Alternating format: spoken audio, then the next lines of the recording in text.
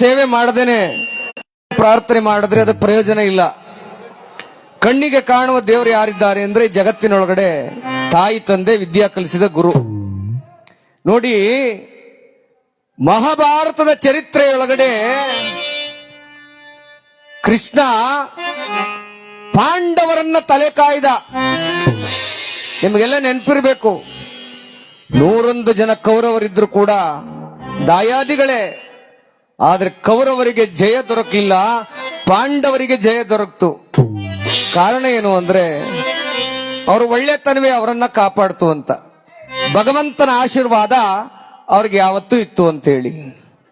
ಹಾಗಿರುವಾಗ ನೋಡಿ, ಕೃಷ್ಣನನ್ನ ಯುದ್ಧ ಭೂಮಿಗೆ ಕರೀಲಿಕ್ಕೆ ಆ ದುರ್ಯೋಧನ ಯಾವ ರೀತಿಯಾಗಿ ಹೋದ, ಅಹಂಕಾರ ಪೂರಿತನಾಗಿ ಆ ದುರ್ಯೋಧನ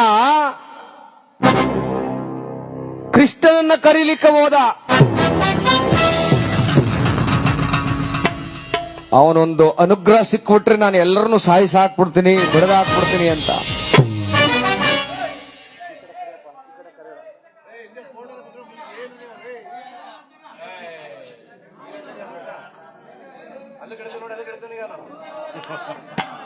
ಆದ್ರೆ ಆ ಅರ್ಜುನ ಮಾತ್ರ ಯಾವ ರೀತಿಯಾಗಿ ಹೋದ, ತಾಳ್ಮೆಯಿಂದ, ಭಗವಂತ ನಿನ್ನ ಕರುಣೆಯನ್ನ ತೋರಿಸು ನನಗೆ.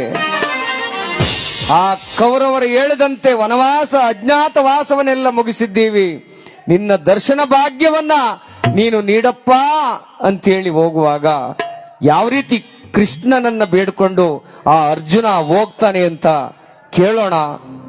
ಯಾಕೆಂದ್ರೆ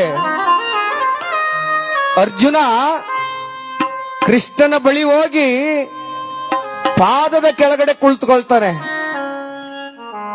ದುರ್ಯೋಧನ ಎಲ್ಲಿ ಕುಳಿತಿರ್ತಾನೆ ಅಷ್ಟೊತ್ತಿಗಾಗ್ಲೇ? ಶಿರಭಾಗದಲ್ಲಿ, ತಲೆಯ ಭಾಗದಲ್ಲಿ ಕುಳಿತಿರ್ತಾನೆ. ಯಾಕೆಂದ್ರೆ ಅಹಂಕಾರ. ಈ ಗೊಲ್ಲನ ಕಾಲ್ ಕೆಳಗೆ ನಾನು ಕುಳಿತುಕೊಳ್ಬೇಕಾ ಅಂತೇಳಿ ಅಹಂಕಾರದಿಂದ ತಲೆಯ ಭಾಗದಲ್ಲಿ ಕುಳಿತುಕೊಳ್ತಾನೆ ದುರ್ಯೋಧನ. ಆದ್ರೆ ಅರ್ಜುನ ಆ ಪರಮಾತ್ಮನ ಧ್ಯಾನವನ್ನ ಮಾಡ್ತಾ ಹೋಗಿ ಅವನ ಕಾಲ್ ಬಳಿ ಕುಳಿತುಕೊಳ್ತಾನೆ. ಇದರ ಅರ್ಥ ಇಷ್ಟೇ, ಯಾರು ತಂದೆ ತಾಯಿಗಳ ಪಾದವನ್ನ ಹಿಡಿತಾರೋ ಅವರಿಗೆ ಮೊದಲು ಅನುಗ್ರಹ ಸಿಗುತ್ತೆ ಅಂತೇಳಿ. ಯಾರು ಭಗವಂತನ ಪಾದದೆಡೆಗಡೆ ಕೆಳಗಡೆ ಕುಳಿತುಕೊಳ್ತಾರೋ ಅವ್ರಿಗೆ ಮೊದಲು ಅನುಗ್ರಹ ಪ್ರಾಪ್ತವಾಗ್ತದೆ ಅಂತ. ಯಾರು ಗುರುಗಳನ್ನ, ಹಿರಿಯರನ್ನ ಅವರ ಪಾದದ ಕೆಳಗಡೆ ಕುಳಿತುಕೊಂಡು ಅವರ ಸೇವೆಯನ್ನ ಮಾಡ್ತಾರೋ ಅವ್ರಿಗೆ ಅನುಗ್ರಹವಾಗ್ತದೆ. ಇದನ್ನ ಅರ್ಥ ಮಾಡ್ಕೊಳ್ಬೇಕು ನಾವೆಲ್ಲ. ಆ ಅರ್ಜುನ ಯಾವ ರೀತಿಯಾಗಿ ಆ ಪರಮಾತ್ಮನ ಧ್ಯಾನವನ್ನು ಮಾಡೋಗ್ತಾ ಇದ್ದಾನೆ.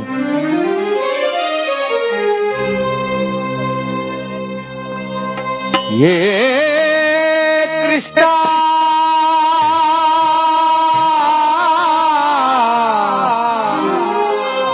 ಮಾಧವ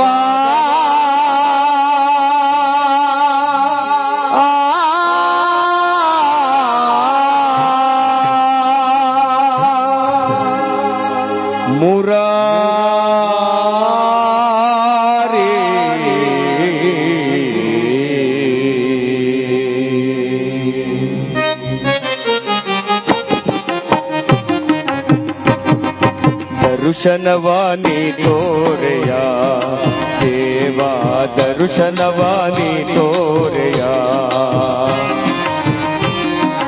ದರ್ಶನವಾನಿ ತೋರೆಯ ದೇವಾ, ದರ್ಶನವಾನಿ ತೋರೆಯ.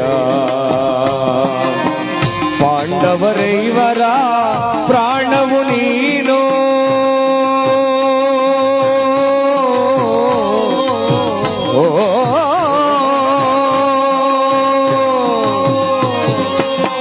ಕೃಷ್ಣ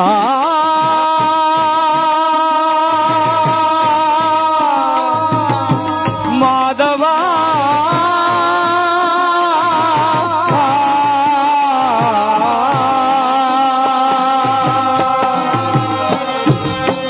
ಪಾಂಡವರೈವರ ಪ್ರಾಣವು ನೀನು, ಪರಮ ದಯಾಕರ ಕೊಡು ಎನಗ ಭಯವ.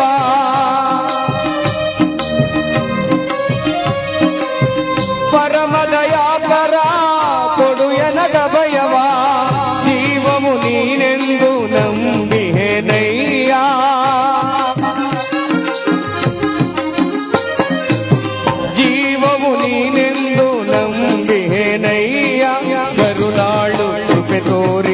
ಕನಿಕರಿಸುವರಿಯೇ ಕರುಣಾಳು ಕೃಪೆ ತೋರಿ ಕನಿಕರಿಸುವರಿಯೇ ದರ್ಶನವಾನಿ ತೋರೆಯ ದೇವಾ ದರ್ಶನವಾನಿ ತೋರೆಯ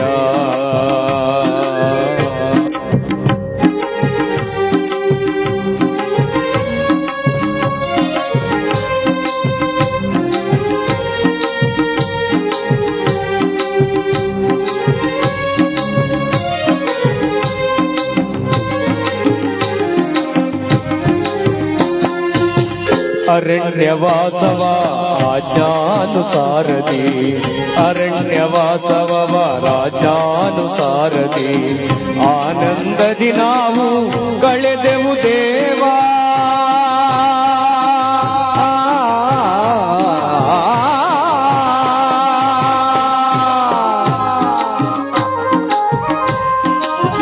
ಆನಂದದಿ ನಾವು ಕಳೆದೆವು ದೇವಾ ಪರಮದಯಾಕರ ಪಡುಯನದ ಭಯವ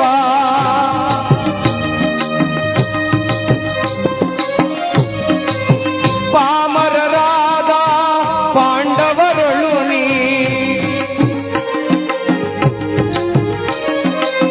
ಧರ್ಮದಿ ರಾಜ್ಯವ ಕನಿಕರಿಸು ದೇವ ಕರುಣಾಳು ಕೃಪೆ ತೋರಿ ಕನಿಕರಿಸು ದೇವ ಕರುಣಾಳು ಕೃಪೆ ತೋರಿ ಕನಿಕರಿಸುವರಿ ದರ್ಶನವಾನಿ ತೋರೆಯ ದೇವಾ ದರ್ಶನವಾನಿ ತೋರೆಯ ಏ ಕೃಷ್ಣ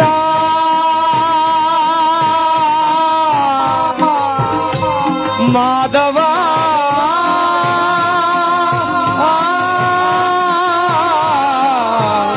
ಕೃಷ್ಣ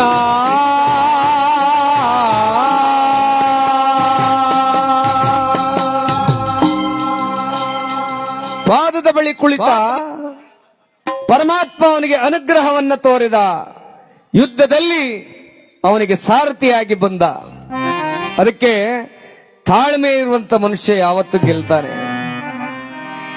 ತನ್ನ ತಪ್ಪಿನ ಅರಿವಾದ್ರೂ ಕೂಡ ನಾನು ತಪ್ಪೇ ಮಾಡಿಲ್ಲ ಅಂತಕ್ಕಂತ ಏನು ವಿತ್ತಂಡವಾದವನ್ನ ಮಾಡ್ತಾನಲ್ಲ ಅವನು ಯಾವತ್ತೂ ಸೋಲ್ತಾನೆ ತಲೆ ಬಾಗಿದವನಿಗೆ ಭಗವಂತನ ಆಶೀರ್ವಾದ ತಲೆ ಕಾಯ್ತಾನೆ ತಲೆ ಎತ್ತಿ ಮೆರೆದವನಿಗೆ ಇಲ್ಲಿ ಉಳುಗಾಲವಿಲ್ಲ ಅಂತ ಆ ಪರಮಾತ್ಮ ಕೃಷ್ಣನ ಅನುಗ್ರಹದಿಂದ ನಾವೆಲ್ಲ ಕೃತಾರ್ಥರಾಗೋಣ ಎಂಬುದಾಗಿ ಹೇಳ್ತಾ ಕಾರ್ಯಕ್ರಮವನ್ನು ಮುಂದುವರಿಸೋಣ.